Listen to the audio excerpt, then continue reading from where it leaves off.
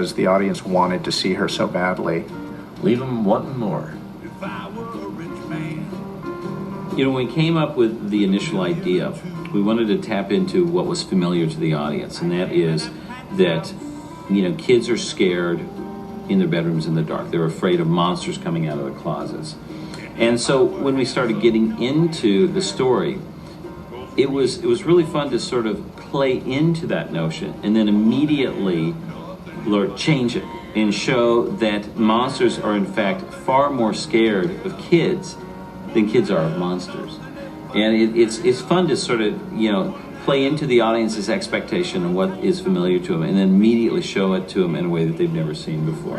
And it's kind of, I don't think we were conscious of it at the time, but very quickly we said that's kind of fundamental to just the reality of a kid overcoming their fears. Sooner or later you find out that there's nothing to be scared of under your bed or in your closet, and you grow up and you've overcome your fears. And so you've overcome your fears? I'm not saying I have, I'm just saying some people do. I still reach around and turn on the light before I walk into every room. Yeah, you do that.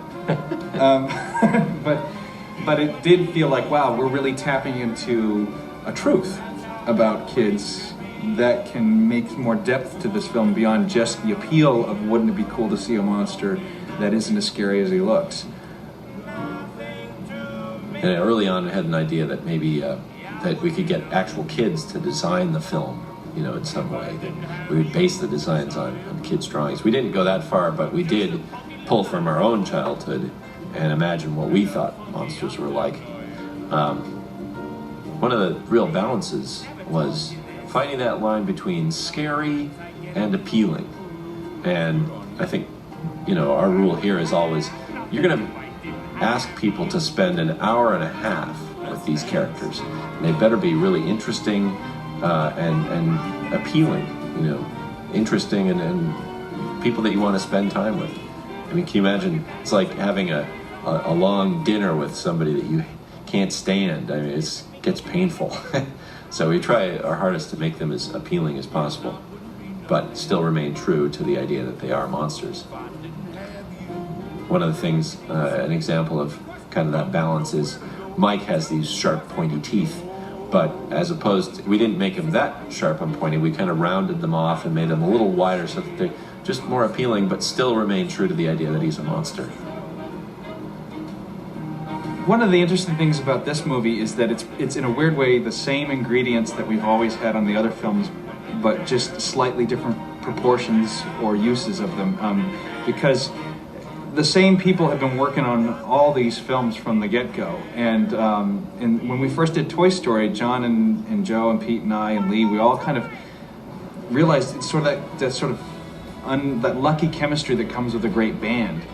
And there's just something that happens when we combine all our talents and efforts together and our focus. And it's been really exciting to sort of shake it up and now let Pete run with an idea he had and direct something, but all of us get to play a role. I got to come in as a writer, John got to be executive producer, Lee got to come in as a co-director, and everybody still got to sort of have their hands in the project, but sort of in slightly different roles and in different amounts.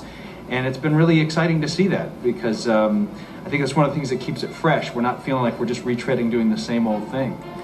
I think the mysterious thing is a lot of people associate that hands all over stuff with getting worse, right, you know? Right. And somehow, John, maybe you can talk about how it gets better. I have no idea how, but it's like somehow we're able to pick out the good ideas and the intentions behind those so that we're not just blindly doing suggestions of people's, we're getting to the heart of the problem, you know? Well, one of the things is that we set up at Pixar a working environment that is, it doesn't matter whose idea it is, truly the best idea is the one that we all automatically, oh, that's it, right? But also, you can't have ownership of an individual idea, because you'll come up with an idea, then P will take and go, and what if you did this? And then Andrew would even finish his sentence and go and plus that, and then I would plus that, and then Joe and all this. So by the time you're done, it is everybody's idea. It really is like a band. It's like somebody started to riff and then everybody jammed and then you got this song out of it. And it's always been that way. You know, each and every person who works on these films with us, I mean, these are people who are just at the top of their form. They're the most creative, talented, artistic people you can imagine. And, you know, I personally feel so fortunate to show up at work every day knowing that I get to work with them. I just feel lucky that I get to be surrounded by these amazing people. Everybody at every stage is just the best in the world that we know of. You know, the best story guys, the best shader, the best painters, the best modelers. Everything comes together in this really great way where at every stage the film gets better and better. It never just goes along the pipeline, it gets better. And it's really exciting. And that comes down from the top. I mean, John Lasseter has fostered this kind of collaborative spirit here at the company, and we have him to thank for the great environment that we get to work in.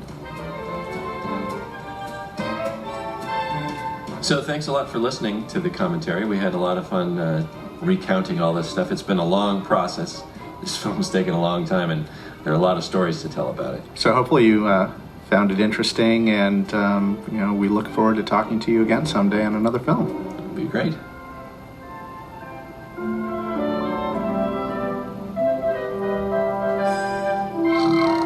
Hey, What? Is it over? oh my gosh. Why didn't you tell us it was over? That must be just us Oh. two guys talking the whole time. Jeez. Well, oh my god, look at there's the castle already. It's over. Um, Gotta say goodbye. It was really great watching some of this with you. Right, but it was good. This is It's Andrew, bye. John Lasseter saying goodbye. Quick before the Luxor lamp goes out. Come on. Okay, come on. all right, Say goodbye. something I hope profound. you enjoyed it. We're really happy to make Monsters Incorporated. Computers are really cool.